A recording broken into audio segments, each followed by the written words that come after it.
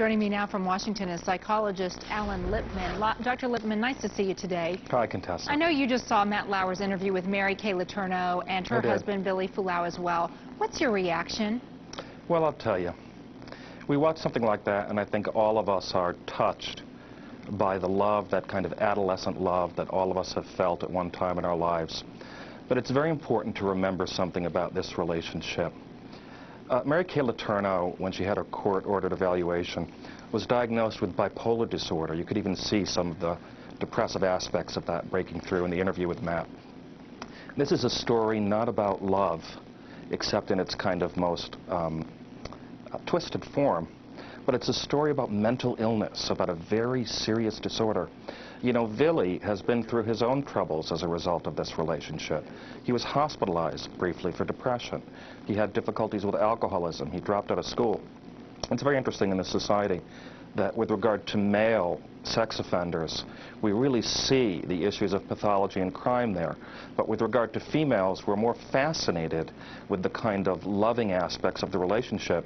And yet this is a woman suffering from a very serious psychological illness. And one thing, Dr. Lipman, that kind of struck me is during the interview, he asks Billy, Matt Lauer asks Billy about how he sees Kay LeTourneau, and he says a lot, you know, she's done her time, and a lot of male rapists only go to prison for 6 months. That jumped right out at me, Contessa, as well. I hadn't seen this interview before.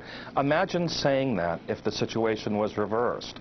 If the wife was saying it about the, you know, male sex offender, we would be shocked. We would be horrified. Well, does that mean he views her as a rapist? Of course it does. And it raises real questions about what is not being said in this relationship. You know, a second thing jumped out at me, and perhaps you too, Contessa, and perhaps the viewers, which is that she said in that kind of tearful adolescent way, "We never fight." And you know, I see a lot of couples. I've been doing this for many years. And the best couples often fight. There's often conflict. But I really wonder, under the press of media attention, under the pressure of community standards to somehow make it, that the real troubles that underlie this relationship really aren't being brought to light. I worry for this couple, and I worry for these kids.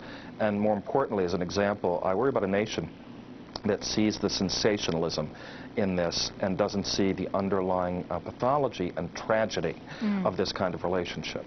Dr. Lipman, thank you. And please stand by. We're going to return to your virtual couch in just a few minutes. Sure. Kay LeTourneau may have been